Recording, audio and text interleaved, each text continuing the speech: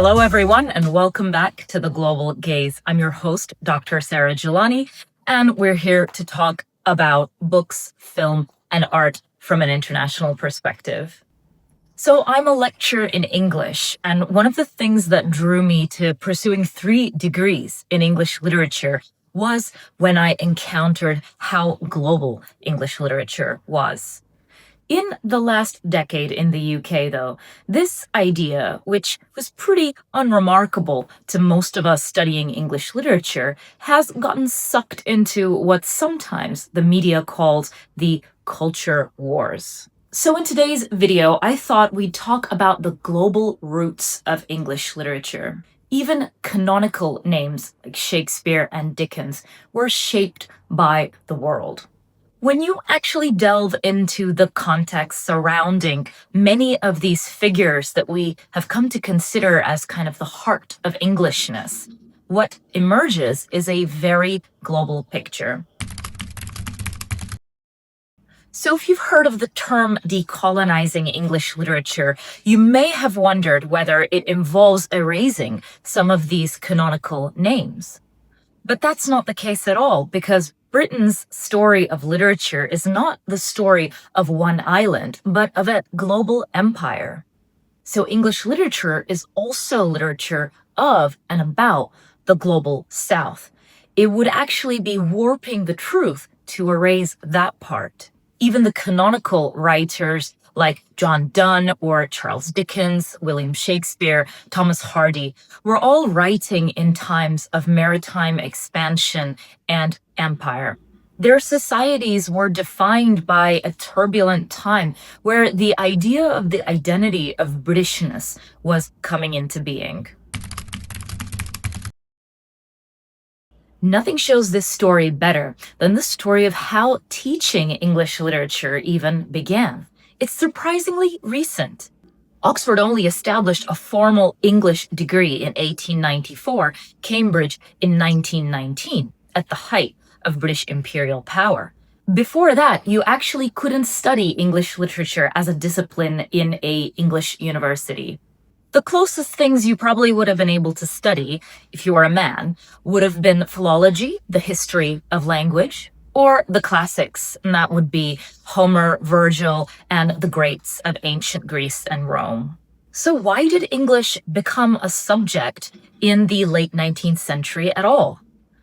Well, the answer lies in empire, specifically in colonial India under British rule.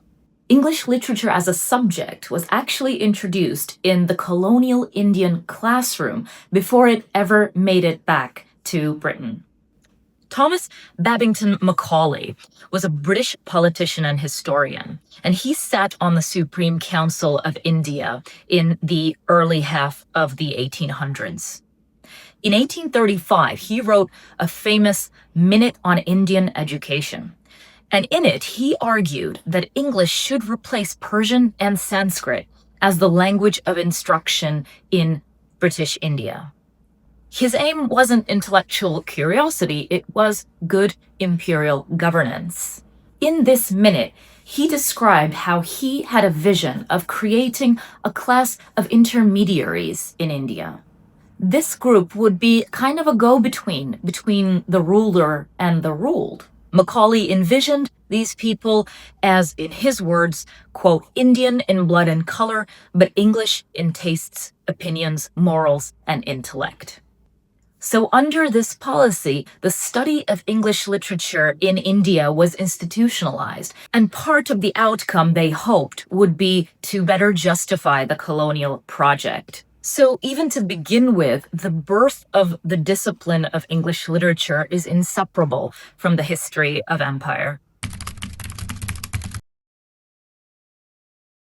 Let's next think a little bit more about these names, some of which I've already mentioned, who are often considered the canonical writers in English literature. They themselves were writing and thinking in a world that was already transforming due to the British Empire's reach. Take Shakespeare's Othello. At its heart, it's a tragedy about cultural othering, about how society treats a non-white outsider in a position of power. That story resonated in Shakespeare's time when England was first encountering African and Ottoman diplomats and traders. But it also resonated centuries later in the long history of Othello being performed in blackface. And it resonates now with generations of Black actors claiming the role as their own. To read Othello without thinking of race, power, and imperial encounters is to completely miss this gem in Shakespeare's corpus. Next, we may consider Charles Dickens. His vivid portrayals of a Victorian Britain undergoing industrialization and the poverty that results from this is unforgettable. But those factories didn't exist in isolation. Their wealth depended on raw materials extracted from the colonies: sugar from Jamaica, tea from Assam, cotton from India and the American South.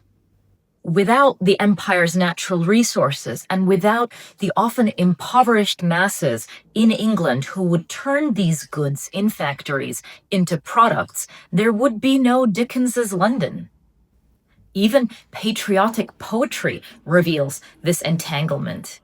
James Thomson's famous Rule Britannia is often treated as a timeless anthem of pride. But let's listen closely to the words.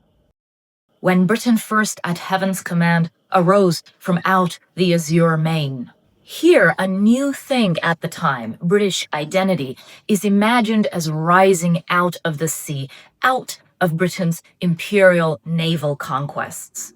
The birth of Britain in this image is tied to a navy pushing outward, colonizing South Asia, competing with Spain and France in the Caribbean.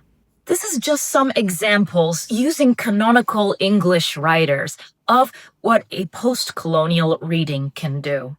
It doesn't erase the canon, it rereads and recontextualizes it within the time that it was actually being written. It shows us that these works, and by extension the history of Britain, is not isolated, but actually a moving, dynamic becoming, in a way, a reimagining of identity and place in a changing global order. So why the backlash to such a pretty well-established and unremarkable way of reading and studying English literature? The media debate often frames this situation as some kind of dismantling or attack on an imaginary, homogeneous cultural artifact. No culture is ever so-called pure culture, and Britain is no exception. It has always been mixed, always connected to the world. And there really should be nothing threatening about discovering these connections together. But what context and connections can threaten is a misplaced and political nostalgia. Nostalgia for a partly imagined time of exclusion, hierarchy, and order. But a story that casts English literature as sealed off from the world is not only inaccurate, it's comforting for all the wrong reasons. It hides the bigger picture, and not just the violence and inequalities that shaped Britain, but actually also the moments of encounter and the rich mixing and diversification of cultures that occurred not only on this island, but all around the world. So understanding the global roots of English literature isn't just a historical exercise. It's good pedagogy. It gives students the tools to read those canonical authors, while also being able to decipher and understand the broader histories that shaped the time of these writers, and still shape ours. It makes literature more honest, more exciting, more relevant. In a media climate where debates over statues and syllabi are framed as wars, literature classrooms can be places where you slow down and see the bigger global picture. Storytelling encodes culture, and it reminds us in this case that culture is never pure or homogeneous. It's always in motion, it's dynamic, it's entangled with history. It's one of the things that makes languages actually survive over centuries. So maybe the next time you hear that expanding English literature syllabi is a threat, you'll remember that it's not about erasure, it's about contextualizing. So maybe the question we should ask is very, very simple.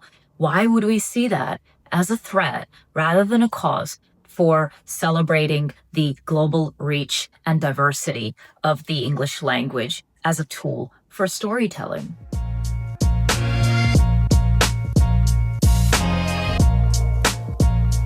Thanks so much for watching The Global Gaze. As always, I would love to hear what you think about this topic in the comments section below. Please don't forget to like and subscribe to the channel so that the videos can reach more people. Thank you so much for listening, and I will see you next time.